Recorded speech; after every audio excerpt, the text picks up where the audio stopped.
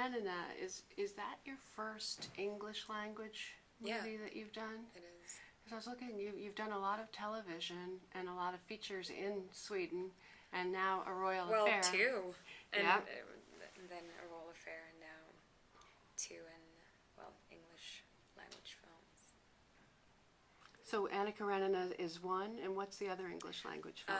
I did another film called Seventh Son in the beginning of this year, so that one comes out next year. It's an American film. What's that? Who's in that? It's, I'm in good company. It's Jeff Bridges and Julianne Moore. Nice. Yeah. And Sergei Bodro, who's a great filmmaker as well. I love him. Yeah. So it's a period. I did look this up. It's a period piece. Well, you don't know what time it's set. It's a fantasy adventure film, so. So are you now navigating more of the English language auditions for parts in different films? A lot of that coming your way? Well, I'm here now for a couple of weeks and doing a lot of meetings and meeting people and doing readings and, yeah. So in general, I find that many Scandinavians have extraordinarily good English accents. And is there an actual reason why that is? What is it something about the languages? We learn English quite early. We're about 10 when we start to learn English in school. But then I think, comparing to Italy or parts, sometimes in France, but in Germany they dub film. We don't do that. We have all the films that come to Sweden are with subtitles. So we're exposed to the English language more than some other European countries. So in Sweden, Mads Mikkelsen is he like one of the biggest movie stars there? Well, he's Danish, so but I think when it comes to Mads, we consider him as Scandinavian, so he's partly. Isn't he a star all over Scandinavia? Yeah, even if he's That's Danish. What I mean. Yeah. So you must have been pretty excited when you got this role. Of course, I met him the first time at my screen test for this role, and so we did an audition with costume, and Mads was there, and So you would be more likely to speak English better than you would speak Danish. Of course, I had never been in Denmark when I went there for this part. And I didn't understand what they said. Nikolai even gave me the part in Danish, and I just nodded because I didn't want to ask him what for the 20th time because I had been trying so hard to figure out what he was saying all the time. So I was thrilled just over the fact that he, trusted the fact that I was going to do my very, very best in 2 months and learn, Danish and. So of those languages, which are the most similar? Of Norwegian and Swedish. That's what I thought. Yeah. And Danish is very different? Yeah, I couldn't understand, especially Mads. He is, he speaks he's mumbling a lot. I'm glad when Nikolai told me that he also had to do like 50% ADR because he couldn't understand what he's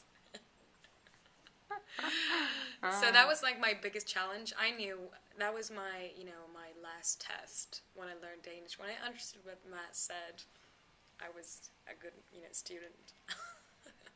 So you've added another language to your arsenal. Do you speak any other languages? No. Mm-hmm. But give me a new part and I'll try. Now you know. Now you know. So the part that you're playing of Caroline, she is supposed to be English. Yeah. Coming to Denmark, but you could relate to the loneliness and the isolation that she was experiencing as an outsider.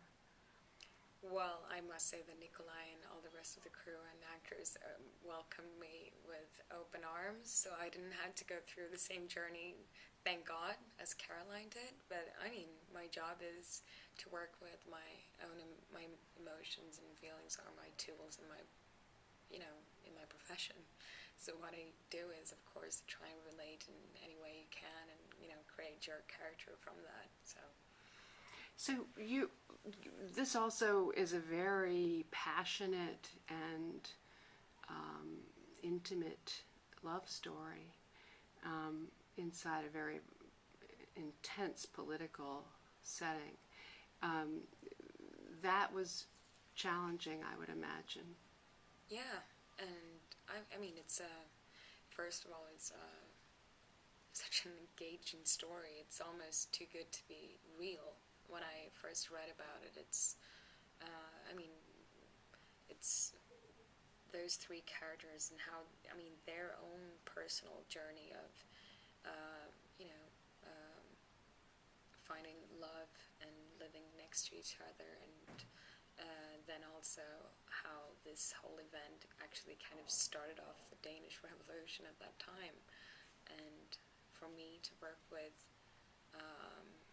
this character who gets to, leave her, family behind, and she comes to this country where she kind of has to take quite many steps back, and she can't, speak up, she can't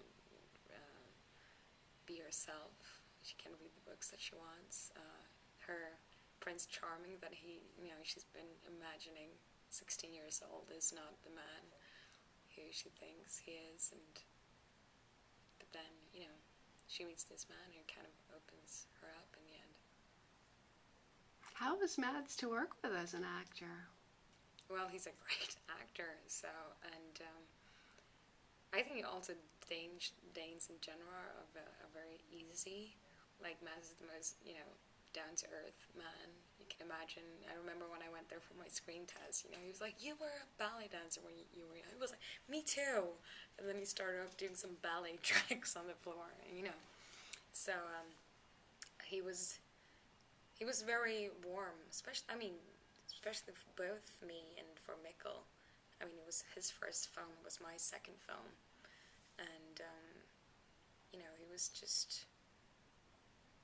Yeah, I think it was a great experience for us to work with such a great actor.